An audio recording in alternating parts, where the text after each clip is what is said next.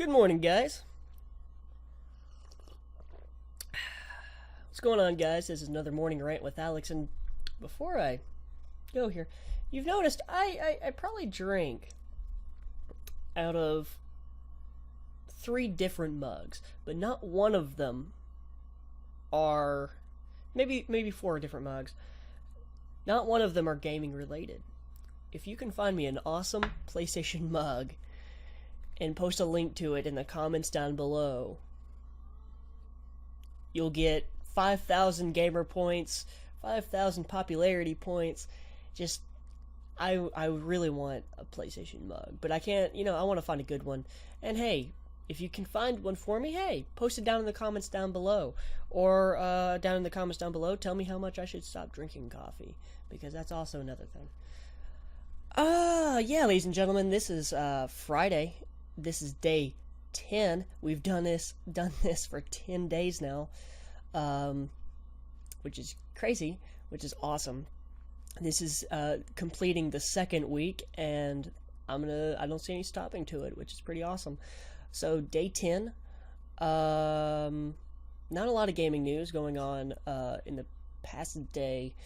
There's some other leaks and other little things here and there. This morning there was a Pokken tournament live stream in Japan detailing the Pokken tournament, which is a Pokemon mixed with Tekken style game. So it's a Pokemon fighting game.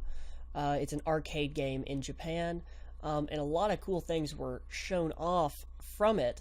And maybe I'll flash a few images here and here.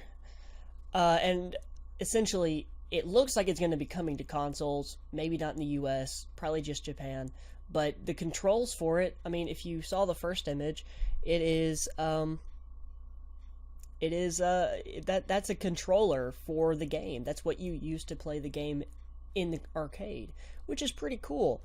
Also, another thing about this game is that it has multiple different modes. It has single player mode, like against a computer. It has in-store mode, I think that's what it's called. I mean, again, this is all Japanese translation, so, kind of the words are lost in translation. But yeah, they also have a online mode in store to store. Like if you want to battle somebody in one store, you can battle them in another store. That whole thing, and things like that. But it all points to consoles because, for one, the controller to control a game is there. Two, there is NFC support with like these arcade cards. Like, as in, you'll be able to get these cards to save your Pokemon's your data, the data to it, and take it with you next time you come in, or if you go to another place, you can just put your card on there, and you'll have all your Pokemon progression, which is pretty cool. But it's been said in previous College Gamer podcasts that arcade games are a little bit more prevalent in Japan. They're very prevalent in Japan, as in it's not even a thing in the United States. I don't know about Europe because I don't live in Europe, obviously.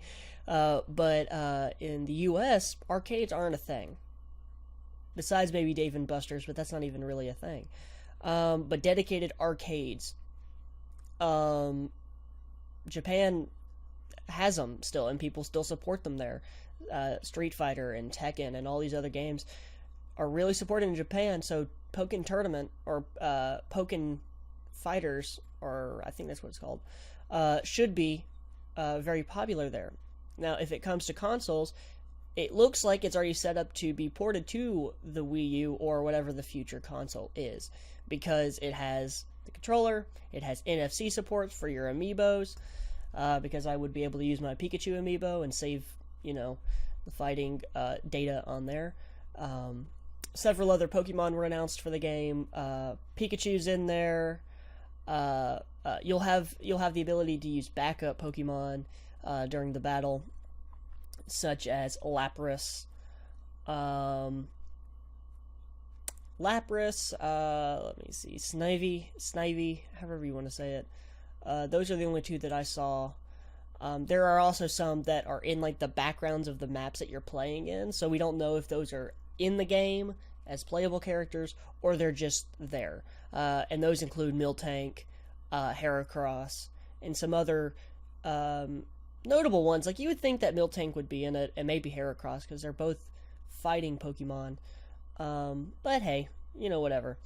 I'm not really looking forward to this game, to be quite honest. I kind of wish they would just release a full-on RPG console Pokemon game.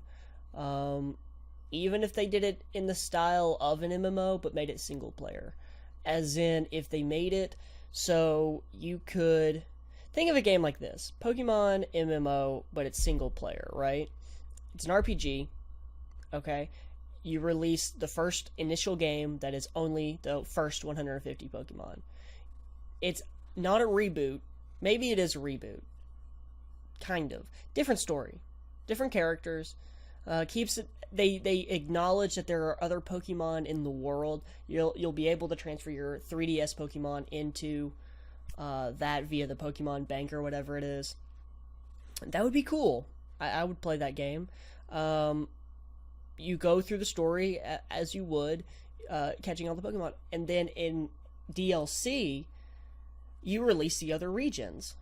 Or you just release the entire world, but you don't release all 750-something Pokemon. You just release the entire world, all the regions, 300, 400 Pokemon total, right? You could even release 2 different games if you want to keep in the style of Pokemon. You could release 2 Wii U games. That'd be really cool. You could release one on 3DS and one on Wii U. Why not do that? Same game, because I know a lot of 3DS games nowadays can run Wii games. You can make the game on Wii U. Smash Bros. Smash Bros. And is both on the Wii U and the 3DS. Bring it to both systems. Have your data transfer from one to the other, either via Amiibo, which would be really cool, or something like that. What if you had other Amiibos, your trainer could get special skin unlocks? Like, as in, you put your Amiibo on the Wii U gamepad, and like you're a Mario one, and you get like a Mario cap to wear, or you put Bowser in there, and you get a Bowser backpack, or there's endless amounts of things you can do for a Pokemon console game, console RPG. Of course, they want to keep it in the mobile platform, which is fine, and I think they could probably even include those amiibo ideas in the 3DS version, especially with the new 3DS with the built-in NFC connection, and that would really promote 3DS sales. But I really, really wish they would sit down and be like, all right, we got to make a console Pokemon RPG. What do we do? And they sit down and they come up with all these awesome ideas. Because I'm looking at all these awesome graphics for like Smash Brothers, or and there's no denying that the game looks good. There's no denying that Nintendo games look fantastic on the Wii U. Granted, they're no Last of Us and they're no Witcher or any of those kind of games. But still, they are impressive for that system, for those characters. They're impressive. A Pokemon game in the art style of the new Zelda game coming out. Maybe a little bit different here and there, but that would be console selling. Like, it's just beyond me why Nintendo isn't, because I know I'm not the only one out there who wants a Pokemon RPG. I know it's not. I know I am not. And I know people would go out and buy the console. I would go out and buy it now. I would go out and buy a Wii U right now if there was a console Pokemon game. But why Nintendo doesn't do it, they don't like money, I guess. Or maybe they have one in development. And because they have another game up their sleeves for another system. Or they have another game up their sleeves for the Wii U. Because they can't just be releasing Star Fox and Legend of Zelda Wii U. They're probably going to have another Metroid game. Maybe. We don't know. I see them having a Pokemon game on there. Otherwise, it's gonna all just move into the mobile platform, and they'll forget the console business. But yeah, I like I said, I mean, this is a morning rant. So, I mean, obviously, I'm going to go off on tangents and start ranting. I had this whole other news thing going on. I guess I have 5 more minutes to really talk about it real quick. I'll flash the image up here, and you can check it out. And that was a image from the Canadian community manager of Activision for the next Call of Duty, and you could probably see the little bumps in the image and everything like that. I'll post a link down below to the actual image in the article about the image. It's from IGN. It's Morse code, the little dots throughout it, and with what looks like a 2, and it points to a Call of Duty reveal in May, which is the typical time, May 4th. The typical time for a Call of Duty announcement, which makes sense. Everybody's speculating that it's World at War 2. I think that'd be really cool. It goes back to its roots. It gets away from the futuristic, because all the Call of Duty games now are futuristic. You have Ghosts, which is set in the future. You have Black Ops 2, future. You have Advanced Warfare, future.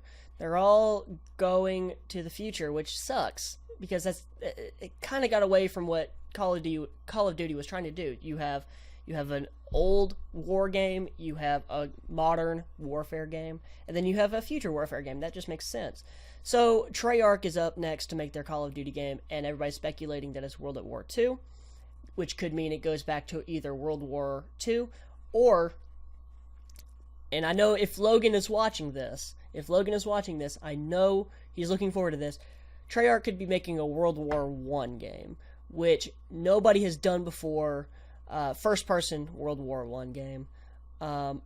People may have done a first-person World War 1 game. Nobody's done it in a popular sense, in a popular franchise like Call of Duty. I know Logan would be all over a World War 1 first-person shooter. Absolutely. They could do a lot of cool things with that. They had Valiant Hearts, and Valiant Hearts got a lot of awards for having great story and all this other stuff. World War 1 could be World at War 2. It's weird to say, but it could be. That would be exciting. That would be different. That would be very different. So here's hoping that happens. We won't know until May 4th, unless it gets leaked early, like a lot of things have been recently. So, yeah, with that, ladies and gentlemen, it's Friday. I don't have class today, so I'm just gonna be chilling out. I might be live streaming a little bit later. So if you want to watch me live stream, go check us out on twitch.tv/AlexRaptorKiller. We're gonna try to see if we can get a college gamer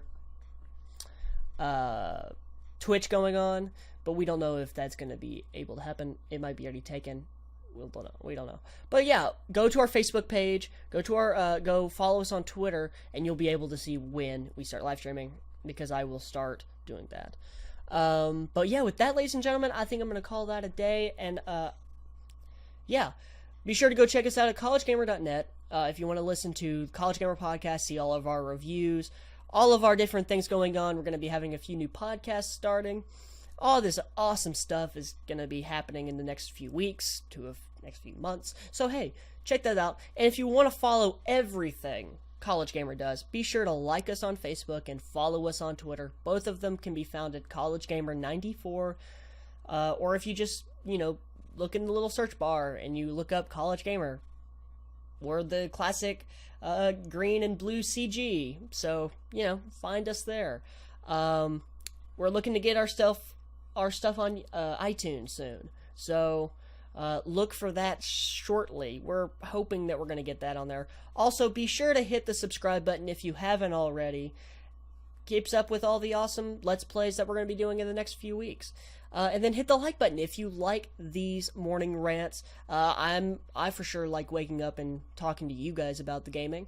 And yeah, be sure to comment down below if you have any questions for a college gamer, or if you just want to have a discussion about video games. We like talking about video games, so we want to talk about it with you guys. So be sure to do that. And with that, ladies and gentlemen, I'll see you Monday.